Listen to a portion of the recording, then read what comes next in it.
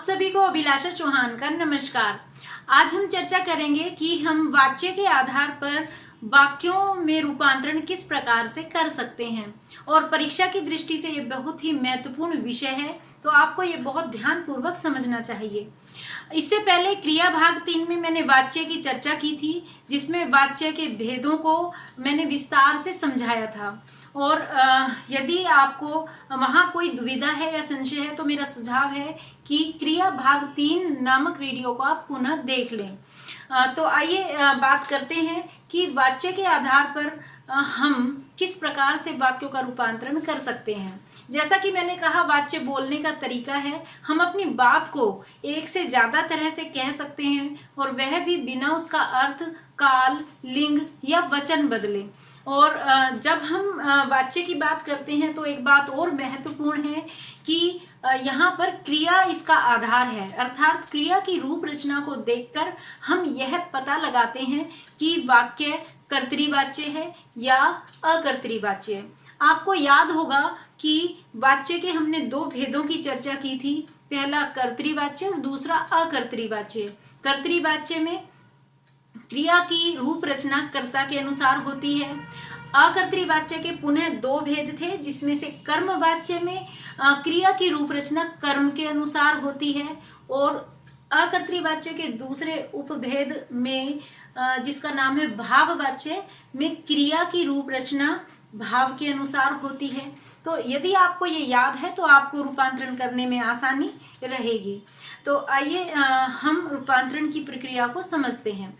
उससे इसके साथ ही एक चीज और हम ध्यान में रखेंगे कि कर्तृवाची वाक्यों में या तो वाक्य सकर्मक होगा या अकर्मक होगा, अर्थात जिन वाक्यों में क्रिया के साथ कर्म होगा वो सकर्मक वाक्य होंगे और जिन वाक्यों में क्रिया के साथ कर्म नहीं होगा वो अकर्मक वाक्य होंगे। जब सकर्मक वाक्यों को अकर्तृवाच्यों में परिवर्तित किया जाएगा तो वह कर्मवाच्य में बदलेगा और जब अकर्मक वाक्यों को अकर्तृ में बदला जाएगा तब वह भाववाच्य में बदला जाएगा। तो इस बात का हम ध्यान रखेंगे।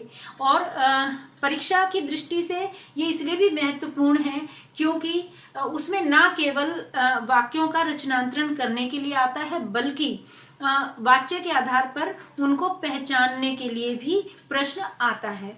तो आप इस बात को ध्यान रखेंगे तो आप उसको अच्छे से पहचान पाएंगे। पहले वाच्य रूपांतरण का एक उदाहरण देखें। सोहन पेंटिंग बना रहा है। वाच्य की दृष्टि से यह कर्तृवाच्य वाक्य है। क्यों? क्योंकि इस वाक्य में क्रिया की रूप रचना बना रहा है किसके अनुसार है? यह कर्ता के अनुसार है। कर्ता कौन है? सोहन। सोहन पेंटिंग बना रहा है। तो क्रिया की रूप रचना कर्ता के अनुसार होने के कारण यह कर्तृवाच्य वाक्य है। अब यदि इसको हम कर्मवाच्य में बदलेंगे तो हम इस तरह से बोलेंगे, सोहन द्वारा पेंटिंग बनाई जा रही है। यहाँ इस प्रक्रिया में इस वाक्य की रूप रचना में क्या परिवर्तन आया? इसमें दो परिवर्तन आए। पहला तो यह है कि द्वारा शब्द हमने अपनी तरफ से जोड़ा है। सोहन द्वारा पेंटिंग बनाई जा रही है। तो दूसरा परिवर्तन आया क्रिया की रूप रचना में। पहले क्रिया थी बना रहा है, अब क्रिया है बनाई जा रही है। कहने का अर्थ है कि कर्म, इस वाक्य में कर्म है पेंटिंग और पेंटिंग बनाई जा रही है। तो क्रिया किसके अनुसार है?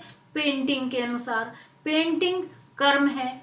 अब कर्म के अनुसार क्रिया होने के कारण यह वाक्य कर्मवाच्य वाक्य बन गया है। तो दो परिवर्तन आए, द्वारा शब्द को जोड़ा गया और क्रिया की रूप रचना को कर्म के अनुसार बदल दिया गया।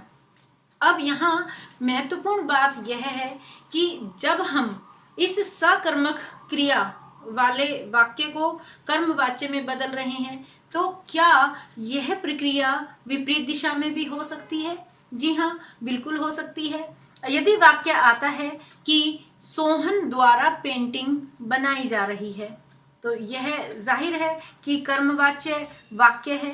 इसको पुनः कर्तृवाच्य में कैसे बदलेंगे? तो हमने जो द्वारा शब्द लगाया था इसको हम हटा देंगे और जो हमने क्रिया की रूप रचना को कर्म के अनुसार कर दिया था उसको पुनः कर्ता के अनुसार कर देंगे। तो हो जाएगा सोहन पेंटिंग बना रहा है। तो यह दोनों दिशाओं में हमने वाच्य के परिवर्तन की प्रक्रिया को देखा। अब हम बिना कर्म वाले वाक्यों को अर्थात अकर्मक क्रिया वाले वाक्यों को किस तरह से अकर्तृवाच्य से भाववाच्य में बदलेंगे, इसका उदाहरण देखते हैं। वाक्य है सोहन सो रहा है। इस वाक्य में सोहन करता है, क्रिया है सो रहा है। क्रिया से प्रश्न पूछते हैं क्या, तो हमें वाक्य में कोई उत्तर नहीं मिलता। तो स्पष्ट है कि इस वाक्य में कर्म नहीं है। कर्म न होने के कारण वाक्य हुआ अकर्मक वाक्य। तो अकर्मक वाक्यों को हम बदलते हैं भाववाचक वाक्यों में। और यहाँ इस परिवर्तन की प्रक्रिया में हम अपनी तरफ से शब्द जोड़ते हैं द्वारा या से। प्राय से शब्द ही जुड़ता है और क्रिया की रूप रचना को भाव के अनुसार परिवर्तित कर दिया जाता है। तो वाक्य बनेगा सोहन से सोया जा रहा है। तो यहाँ से शब्द जुड़ गया और सोया जा रहा है। वाक्य का जो भाव है उसके अनुसार क्रिया की रूप रचना बना दी गई है। यहाँ दो बातें फिर ध्यान देने योग्य हैं कि हम जब भी कर्तृवाच्य से कर्मवाच्य या भाववाच्य में रूपांतरण करेंगे तो हम द्वारा या से इन दोनों शब्दों में से किसी का भी प्रयोग कर सकते हैं। लेकिन ये हमें देखना होगा कि इन दोनों शब्दों में से कौन सा शब्द उचित लग रहा है, बोलने में अनुकूल लग रहा है, अटपटा तो नहीं लग रहा। तो जो ठीक लगे उसको हमें एक बार बोलकर देख लेना चाहिए। और दूसरी बात यह है कि इस तरह के वाक्यों को जब हम कई बार अंग्रेजी के वॉइस से कोरिलेट करते हैं कि वाच्य को वॉइस से, लेकिन अंग्रेजी में जो स्ट्रक्चर है किसका, वाक्य का, वो अलग तरीके का है। और जब उसको वो एक्टिव वॉइस से पैसिव वॉइस में बदलते हैं तब वो उनका स्थान बदल देते हैं सब्जेक्ट का और ऑब्जेक्ट का। परंतु ध्यान रखें कि हिंदी की रूप वाक्य की संरचना में हमें ऐसा करने की जरूरत बिल्कुल नहीं है, क्योंकि हम जहाँ कर्ता का स्थान है शुरू में वहीं रखते हैं। हम जहाँ कर्ता था वहीं रखेंगे, जहाँ क्रिया है क्रिया को वहीं रखेंगे। हमने हिंदी में केवल क्या किया है, हमने से या द्वारा शब्द को जोड़ा है और क्रिया की रूप रचना में परिवर्तन कर दिया है। इसलिए हमें इस तरह के स्थान की जरूरत बिल्कुल नहीं है। तो ये हमें ध्यान रखना है, क्योंकि ये मैं अपने अनुभव से ये बात कह सकती हूँ कि कई बार बोर्ड की परीक्षाओं में छात्र इस तरह की गलतियां कर देते हैं कि वो कर्ता को उठाकर इधर ले आते हैं, कर्म या क्रिया को उठाकर इधर ले आते हैं। तो इस तरह की गलतियां ना करें। तो अभी हमने बात की थी कि सोहन सो रहा है। यह अकर्मक वाक्य हमने बदला था सोहन से सोया जा रहा है भाववाच्य में। अब इस प्रक्रिया को पुनः विपरीत दिशा में लेकर जाते हैं कि सोहन से सोया जा रहा है, इसको कर्तृवाच्य वाक्य में बदलना है। तो क्या करेंगे, जो शब्द जोड़ा था उसको फिर हटा दो। जैसे कि से हटा दिया, फिर सोया जा रहा है, इसको सोहन के अनुसार कर दो अर्थात कर्ता के अनुसार कर दो, जो है सो रहा है। तो सोहन सो रहा है। जो शब्द जोड़े थे वो पुनः हटा दिए, क्रिया में जो परिवर्तन किया था उसको फिर से रिवर्स कर दिया है। तो ये दो बातें रिवर्स प्रक्रिया में अर्थात विपरीत प्रक्रिया में हमें ध्यान में रखनी है। कुछ वाक्य ऐसे हैं जो बहुत बार विभिन्न परीक्षाओं में पूछे गए हैं, उन वाक्यों का भी जिक्र यहाँ पर कर लेते हैं। जैसे मुझसे खाया नहीं जाता, ये वाक्य एक बार आया परीक्षा में। तो यहाँ विद्यार्थियों ने बहुत अजीब ढंग से इसके उत्तर लिखे हुए थे कि मेरे मुंह में छाले थे, मुझसे इसलिए खाया नहीं गया, मुझे भूख नहीं थी इसलिए मेरे से खाया नहीं गया। तो हमें अपनी तरफ से कोई कारण नहीं ऐड करना है, या हमें कोई नए शब्द से या द्वारा के अतिरिक्त और कोई शब्द अपनी तरफ से नहीं जोड़ने हैं, या हमें कारण नहीं बताना है। हमें केवल वाक्य की रूप रचना को बदलना है।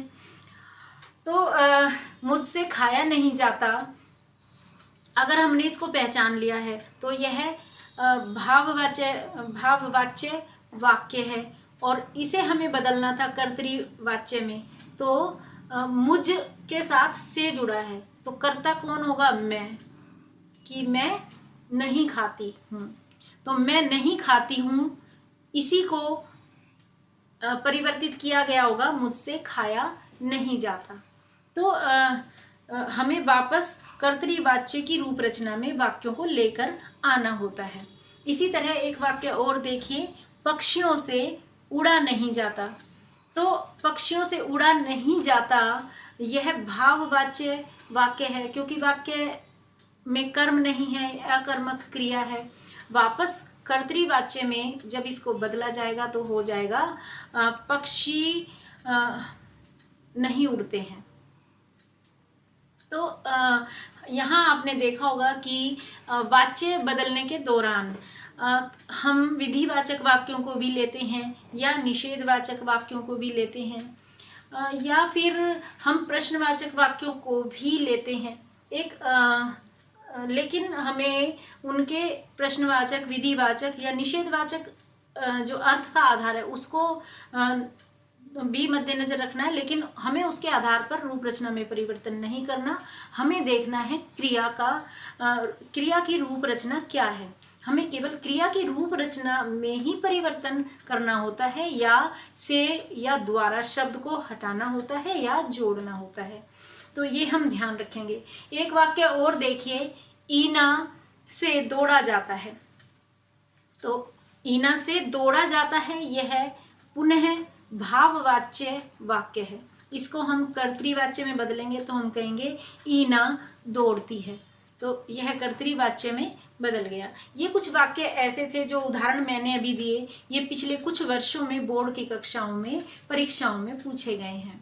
कुछ इस तरह के वाक्य भी परीक्षाओं में पूछे जाते हैं, जैसे कि आओ खाना खाएं, इसको कर्मवाच्य में बदलिए। तो कैसे बदलेंगे हम? बहुत आसान है, आइए खाना खाया जाए, या घूमने चला जाए, इसको विपरीत प्रक्रिया में कैसे कहेंगे? घूमने चला जाए, चलो घूमने चलते हैं। तो इस तरह के जो वाक्य हैं जिनमें कर्ता लुप्त है, जिसमें हम जिससे ये बात कह रहे हैं उसका संकेत वाक्य में नहीं है, तो इस तरह के वाक्य भी परीक्षाओं में अक्सर पूछे जाते हैं। एक तरह के और प्रश्न पूछे जाते हैं जिनमें रूपांतरण नहीं करवाया जाता, बल्कि वाच्य के आधार पर केवल वाक्य को पहचानने के लिए कहा जाता है। तो इसके कुछ उदाहरण से हम इसका अभ्यास कर लेते हैं। उदाहरण है, राम द्वारा तीर चलाया जाता है। तो यह वाक्य पहचानिए, यह वाक्य कर्मवाच्य वाक्य है। क्यों? क्योंकि राम द्वारा शब्द को हमने ढूंढ लिया, तीर चलाया जाता है, तीर कर्म है और कर्म के अनुसार क्रिया की रूप रचना है, इसलिए यह कर्मवाच्य वाक्य है। अगला उदाहरण देखिए, माँ द्वारा खाना पकाया जाता है, ये फिर उसी तरीके से कर्मवाच्य वाक्य है।